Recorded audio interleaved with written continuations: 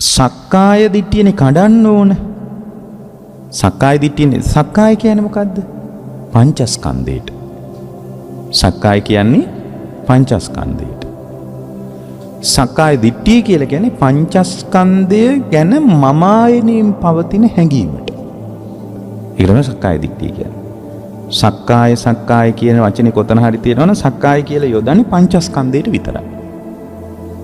ආයතන වලටත් සක්කාය කියලා යොදන්නේ නැහැ. ධාතු වලටවත් සක්කාය කියලා යොදන්නේ නැහැ. එහෙනම් සක්කාය කියන වචනේ තේරුම මොකද්ද? පංචස්කන්ධය.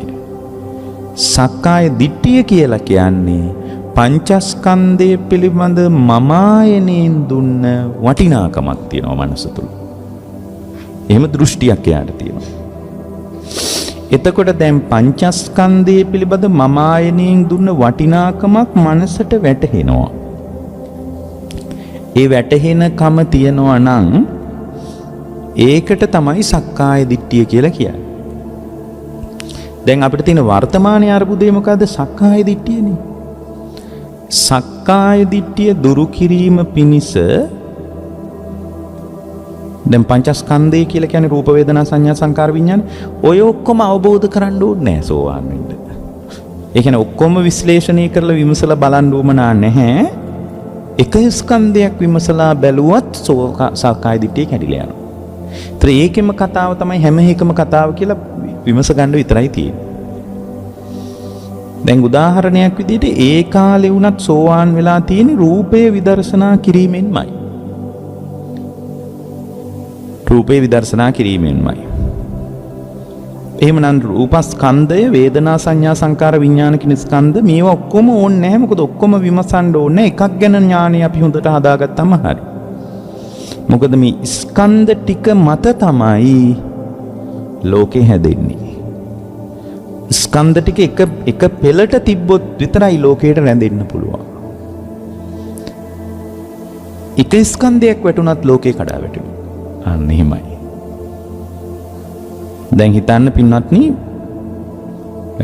මොනවා හරි දෙයක් සමාන්තරව තියලා ඒ සමාන්තරව තියපු දේ මත යමක් තියලා තියනවා කියලා හිතන්න. ඒතර මේ සමාන්තරව තියලා තියෙන මට්ටම ඇතුලේ යමක් ඒක උඩ තියලා තියෙනවා. හැබැයි එකක් වැටුණත් ඔක්කොම වැටෙනවා. එකක් වැටුණ ඒ කියන්නේ එක අර සමාන්තරව තියලා අපිට කණු ටිකක් කියලා. ඒ කණු ටික උඩ බොහොම පරිස්සමින් ඒ කණු ටික මත ඒක හරියට සමාන්තරව තමයි අර උඩින් තියලා තියෙන එක. මොකක් හරි භාජනයක් කියලා හිතමු. හැබැයි අර සමාන්තරව තියලා තියෙන එක කණුවක් අර අයින් කළත් අනිත් අර්ක කඩා වැටෙනවා. අන්න ඒ වගේ මේ ස්කන්ධ ටික ඔක්කොම අවබෝධ කරගන්න ඕනේ. එකක් අවබෝධ කළත් ලෝකේ කඩා වැටෙනවා. එහෙනම් දැන් අපි බලන්න ඕන දැන් අපිට ලේසියෙන් අවබෝධය කරා යන්න පුළුවන් තැන. උපක්‍රමශීලී වුන් නැත්තම් ධර්ම අවබෝධය කරා යන්න බෑ. මේ කාලේ කොහොමත් බෑ.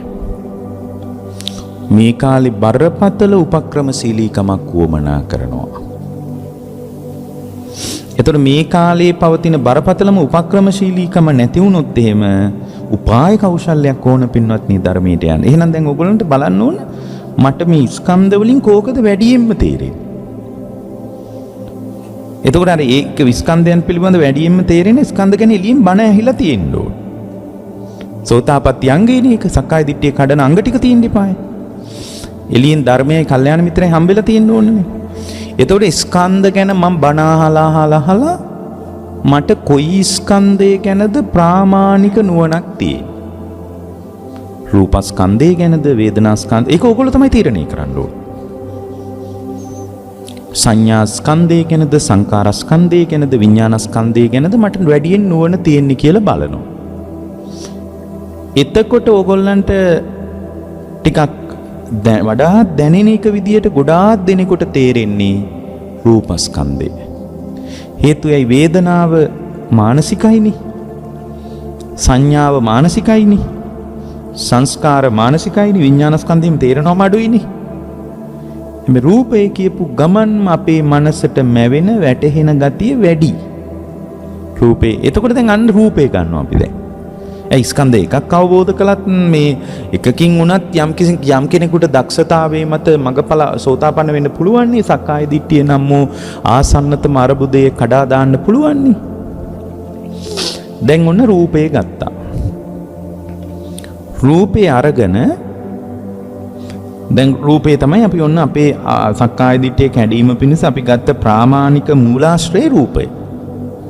වේදනා සංඥා සංකාර ගැනත් නුවණ ඕන. නමුත් අපිට ඒවා යන්තම් අහලා දැනුම ඇති. අපි දැන් ප්‍රධාන ප්‍රස්තුතයේ විදියට මතු කරලා අපේ අවබෝධය සක්කාය දිට්ඨිය කඩන වැඩපිළිවෙලට අපි තෝරගත්තේ රූපස්කන්ධේ.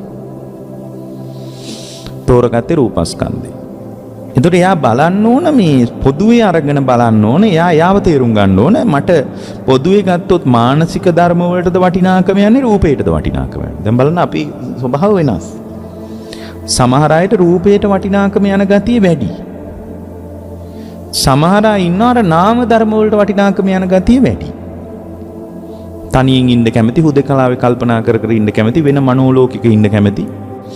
ඔය විදියට ගත්තාම පින්වත්නි, ඒ ශ්‍රාවකයා තුල, ඒ පුද්ගලයා තුල මතුවෙනවා. එයා හඳුන ගන්න ඕන මා තුල වටිනාකම යන්නේ රූපයටද නැත්නම් නාම ධර්ම වලටද කියලා.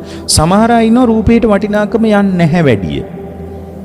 දැන් ගොඩාක් මේ ලංකාවේ, ඒ කියන්නේ ලෝකේ සාමාන්‍ය මිනිසුන්ගේ ස්වභාවය තමයි රූපයට වටිනාකම යනකම. වෙන දේවල් වලට වඩා ගොඩාක් වෙලාවට රූපයට වටිනාකම යනවා. ඒකනේ බලන්නකො දැන් උනත් මිනිස්සු මේ සාමාන්‍ය කෙලෙස් වැඩි වෙන්න රූපේට වටිනාකම යන ගතිය වැඩි. දැන් බලන්නකො අපි රූපේ පරිස්සම් කරන්න, නඩත්තු කරන්න, ආරක්ෂා කරන්න අපි ගොඩාක් දේවල් කරනවානේ. රූපේ ගැන අපිට මහ විශාල වටිනාකමක් තියෙනවානේ. එතකොට මේ වටිනාකම මහ බරපතල විදියට අපි තුල රැඳිලා තියෙන්නේ. වටිනාකම බරපතල විදියට අපි තුල රැඳිලා තියෙන්නේ රූපස්කන්ධය ගැන. සමහර අය ඉන්නෝ නාම ධර්ම වලටත් වැඩියෙන් වටිනාකම යනවා. රූපේ ගැන යා උනන්දු නැහැ. ඔය ගොඩාක් සමහර අය ඉන්නේ බලන්නකො මේ කතා පොත් කියවන්න කැමති. නව කතා කියවන්න කැමති. ඒගොල්ලෝ ලංකාවේ යම්තාක් නව කතා ඇද්ද ඒ වයින් 80ක් විතර කියවලා සමහර අය. එයා හරි කැමති ඒවට. ඒ වයින් තේරුම් ගන්න මොකද දන්නද? එයා නාම ධර්ම කෙරෙහි එයාගේ වටිනාකම වැඩියෙන් පවතින බව. මොකද නව කතාවේ ඇතුලේ තියෙන කතාව යථාර්ථයක් නෙමෙයිනේ, මානසිකව මවාගත්තකම. ඒ මානසිකව මැවෙන මනෝප්‍රාන්තික ලෝකයට එයා ප්‍රිය කරන්නේ. ඒ වගේ කෙනෙක් නම් අනිවාර්යෙන් පළවෙනියෙන් නාම ධර්ම විදර්ශනා කරන්න පටන් ගන්න ඕනේ. නමුත් පොදුවේ ගත්තාම මේ දෙපැත්තටම වටිනාකම යනවා. පොදුවේ ගත්තාම රූපේ වටිනාකම පේන ගතිය අපිට වැඩි.